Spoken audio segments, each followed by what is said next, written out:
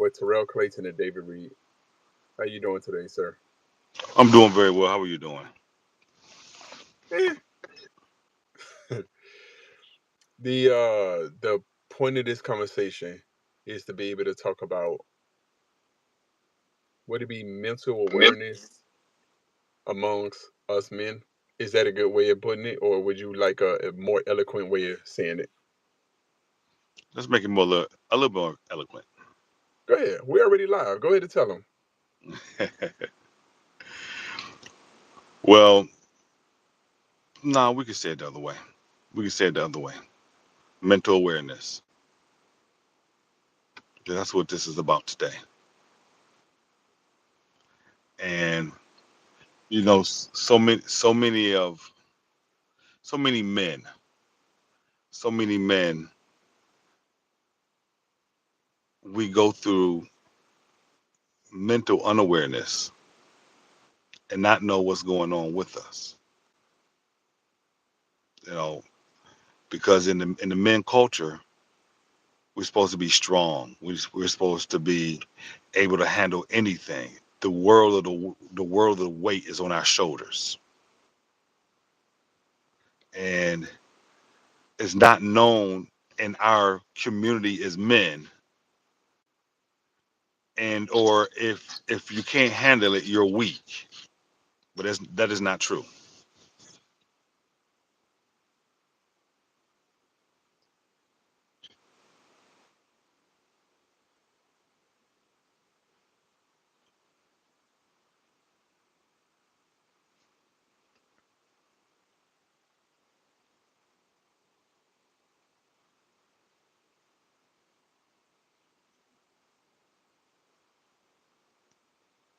Why is that?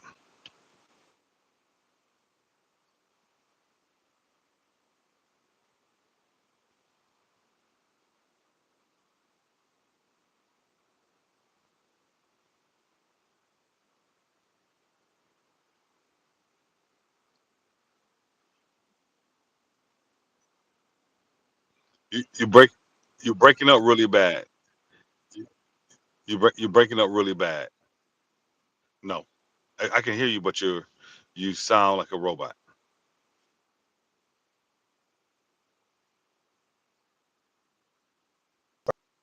Mm. Yes. No. Yes. Yes. Right there. Like a You're robot. perfect. You're perfect. All right. Okay.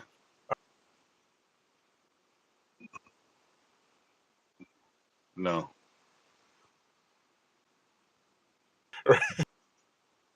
Listen. No. Hold on one second. Hold on, Terrell. Terrell, hold on one second. You have a very bad connection. I believe it's the me be suffocated. How do I sound now? Okay. Do I Yeah. sound Oh better yeah. to you? Absolutely.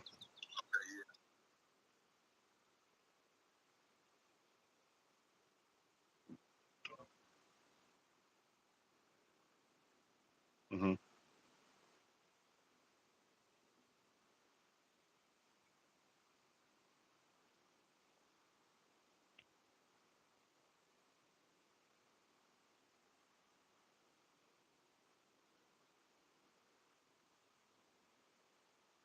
Okay. That's the medical way. Yeah. That's medical. And immediately I started to get a sense of depression over my mind. Immediately. What am I doing?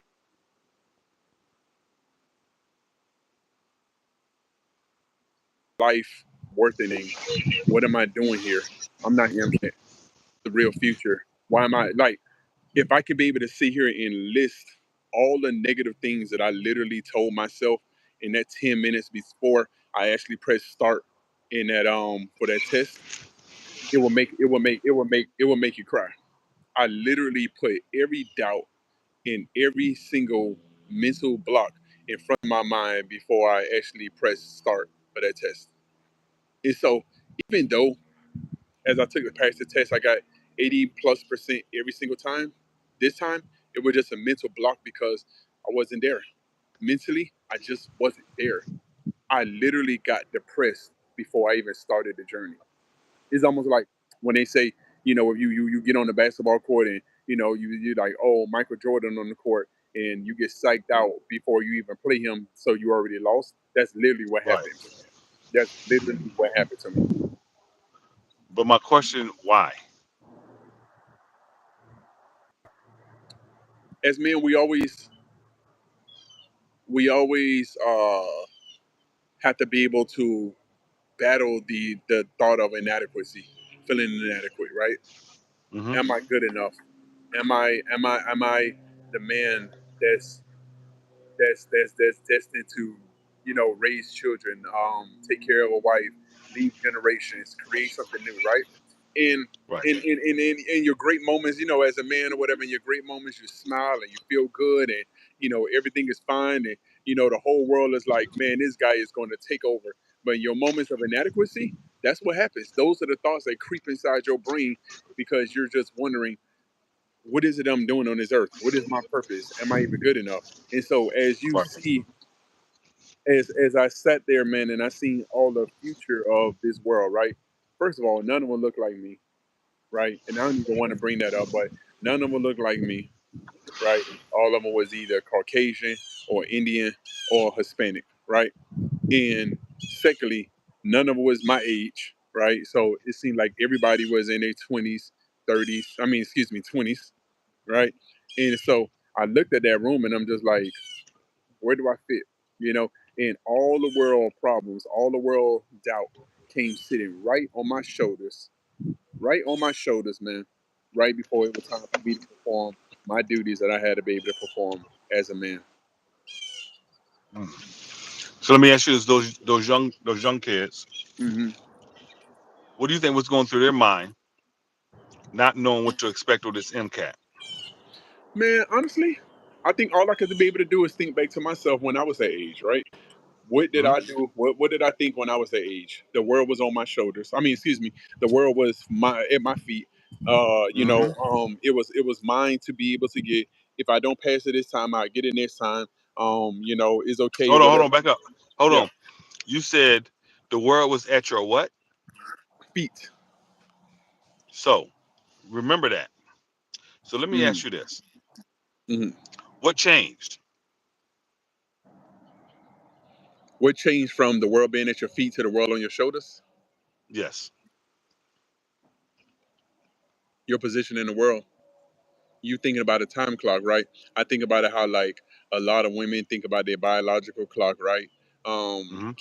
Can I have a child? Am I too old to be able to do this? Am I too old to do those things, right? I think that men, we have mental clocks as far as, can we compete in this corporate world? Can we compete in the business world? Where people take us serious. So like I think those things right there is some of the challenges that I know not only myself but a lot of men that get older, they have it in their brain. I mean, am I lying about that? I mean, do you You, not you abs- experience those type of things as well? you're absolutely correct. And see, that's the problem because when we were young, we felt as though we can conquer the world. But as we get older, we get into serious relationships, we get in those jobs, we're listening to people that don't mean as well. Then we start doubting ourselves. Hmm. So we go from we going from having the world at our feet to now taking on the world Hmm. because we stop believing in ourselves as men. Hmm. Our you start have you have your significant other wife. She starts depending on you. Hmm. Your children start depending on you. Hmm. You have to go to work. Yeah. You have to do this. You have to do that. Yes. Maintain house. You got to maintain car. You Yeah. got to make sure you got to make sure you bring that bread and butter home so your family can eat. Yeah. When do we get time again for ourselves? Well, If you was to be able to, as I guess the everyday person or whatever, I guess they say you get time when you go to sleep at night, you know, Mm-hmm. or the fallacies that we tell ourselves sometimes that you get time when you're dead, right? You rest when you sleep when you're dead, and or some people may say, hey, well, that's why you go to the football game, or you go to you go to watch your Dolphins or watch your Bills, or you may go and go out with your buddies or whatever once a year or something like that. I guess those are the times that you actually get to yourself, right? um you're asking a valid question though, because you're right. As the world start expecting more of you, I guess you know what. I guess I got an answer for you. The more the world expect of you, that world stop going from your feet to your shoulders. And I think that's how the weight that's how the weight transfer happens right there, because of the expectations of not only what you have that you put on yourself, but the expectation that everybody else put on you, which transfer into you putting them on yourself. It's almost like when somebody, your child or your wife, right, give you a disappointed look, right? You're not, that's not the first time. It doesn't bother you that she give you the disappointed look, or the kids give you the disappointed look. It's the fact that you already had these thoughts in your head before they can even give you those look in the first place. So it was almost like, here it is. I knew it was going to happen.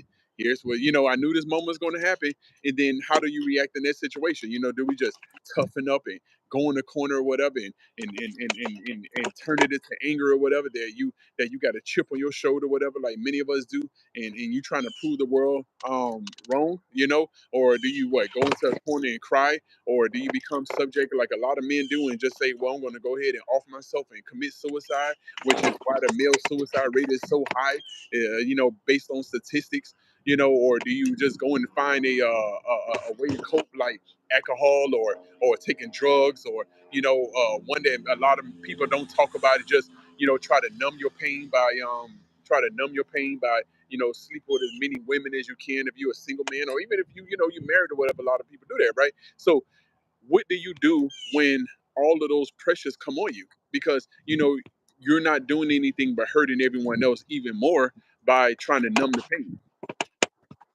And so I'm going to take a back seat on that. I see your green screen right now. It could look a lot better, but yeah, I'm gonna take a back seat to that comment on it. But Minister, can you hear me okay? I get you perfectly.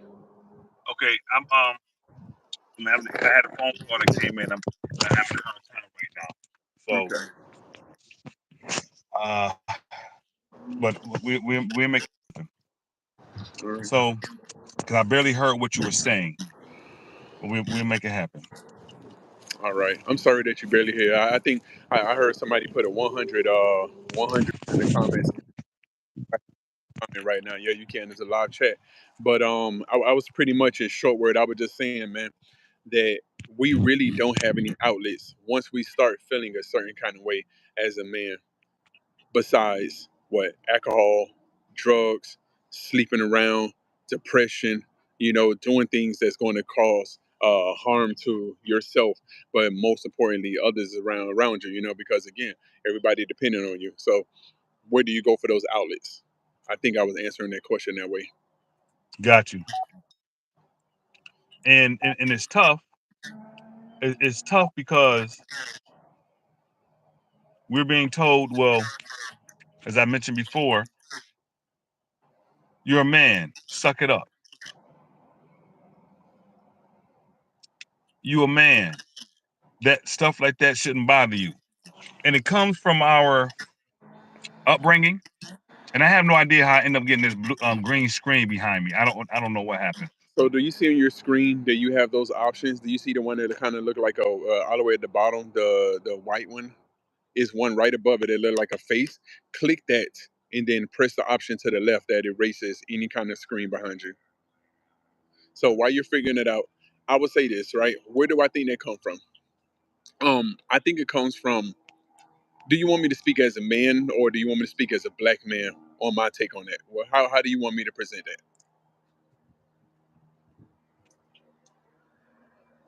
Okay.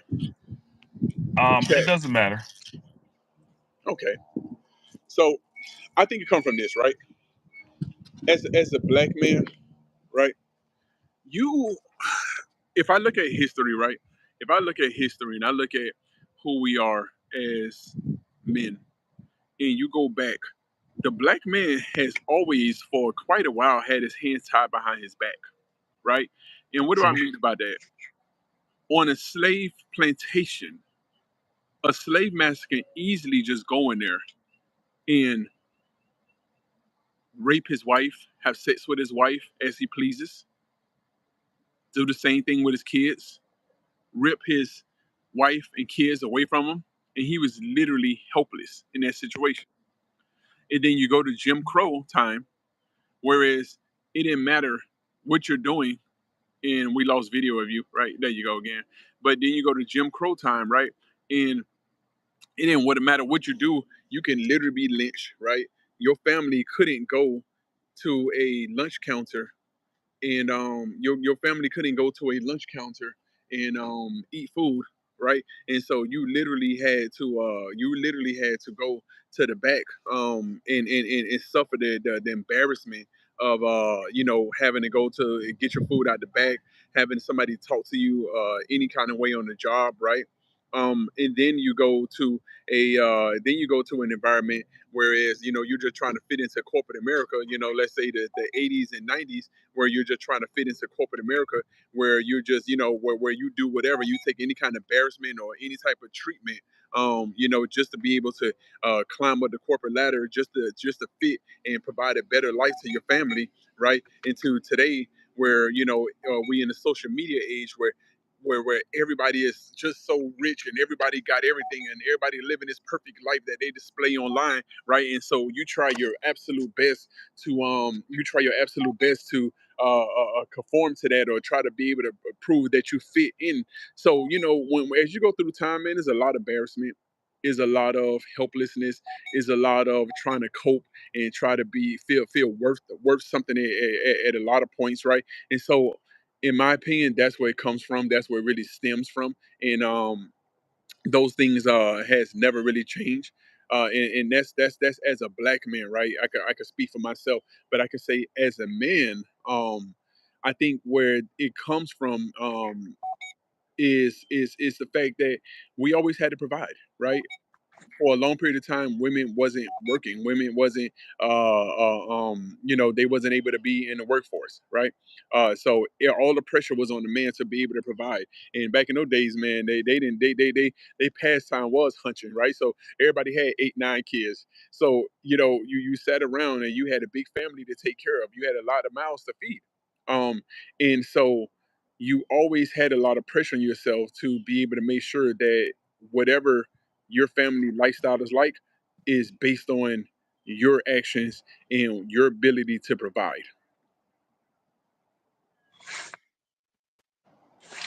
So when we as men say enough is enough, You want my real answer to that? When you did, why is that? what other option do you have? What other option do you have? I just told you that right now I literally had something very important to do and I wasn't able to be successful at it. And right now, what do I do? What do I do? Go cry about it? Hmm? What do I do? Go and smoke some weed? Go and smoke some drugs? I don't do that. What do I do? Go drink? What do I go pick an argument with my family? What do I do? So what can you do in those situations? What can you do when you feel disappointment? What is the option? You don't have enough to be able. You don't have anything in your. You don't have any other options to be able to just say, "I'm going to deal with it." That's it. That's the only option that you have. How can you say enough is enough? What is the other option? Of course, you can always do better, but that's going to take a while to be able to get there. So as a man, what are some of our outlets? You tell me. You tell me. You tell me. Is it possible that we can form groups with one another? See, this is what men don't do. Men don't talk to each other. Like we're having a conversation now. Do you think if a group of men, don't have to be a large group, it could be 2, 3, 4 men together once a week, once a week, go to the park, go get on the telephone, go have some lunch somewhere, and just have a conversation about what they're going through. See, we as men, we don't do that. So Hmm. we still taking on this mental thing that's Hmm. literally killing us. Our outlet is let our voice be our outlet. Our outlet is let's go to the gym together as men, work out and talk. Our outlet is let's go somewhere to the park or something. Let's go ride our bicycles. Let's go to the park, sit down at a bench and just kick it. Let's just have a conversation. See, if you notice the difference between men and women, we all know is a difference. Women, they outlet is they call their girlfriend and they let it out. Men, we hold it all in. Men, we don't want to act like we're complaining. Men, I'm big and tough. I don't need no one else. But we really do. You know what's funny? That last one right there, that's exactly how I feel right now. That's exactly how I feel right now. My pain has transitioned into my brain to say, you know what, I just don't need nobody else. That's that if I'm being candid with you, and that's why we started this conversation today, and we're letting others be in our conversation. That's how I feel. Yeah. Is it fair? No. I think in my latter part of years, I believe men need I believe men need help and need someone more than women do. Because of the responsibilities that we have as men, we really need other men to be able to lean on, to be able to cry on, and to be able to get ministered to. Not many men have that. Because one, not many men is willing to listen, and not many men is willing to share. Making sense? Yeah. Why do you think so many men? Why do you think men die before women? How many widows do you see out there compared to widowers? Yeah. It's the support is really high. Because we hold all that stress is one of the number one killers. We hold all of that in all of our life.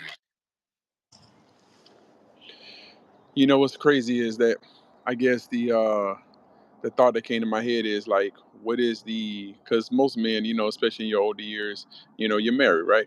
What is the wife's responsibility in your mental health, right?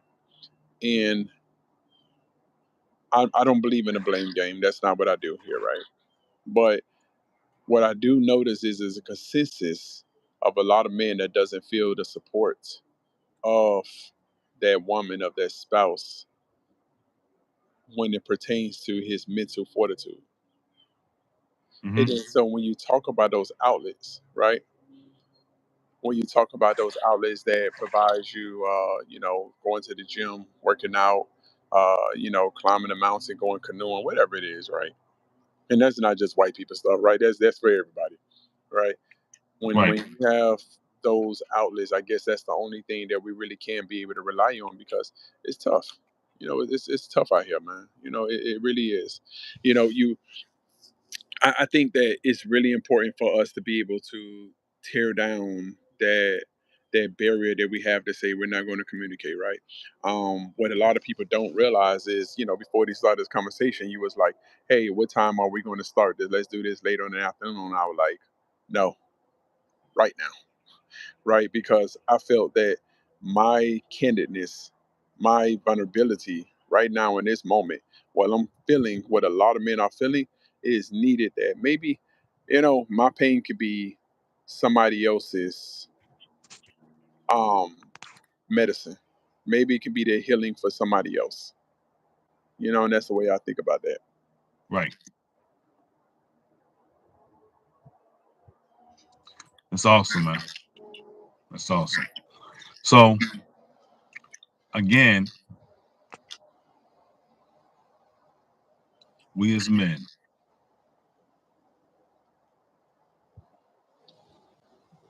we need to find groups of men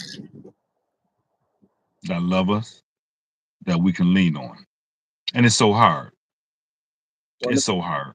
let me say this. Well, maybe the men that whose our voices fall on their ears, maybe they could be able to help us, and as well as we could be able to help them, right? Because I believe it's Right. reciprocal.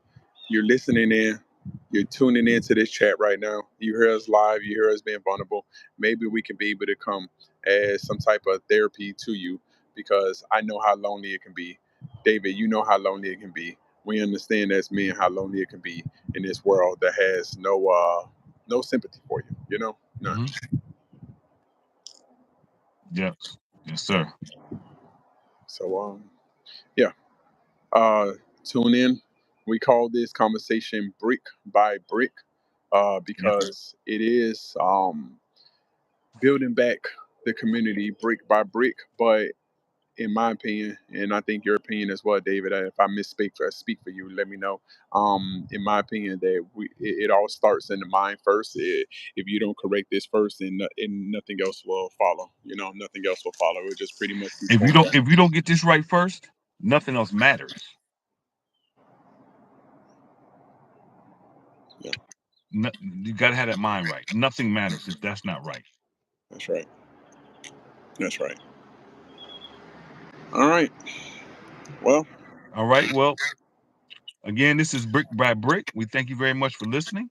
all right. I'm Terrell Clayton. And David Reid. Y'all have a blessed day. Blessings.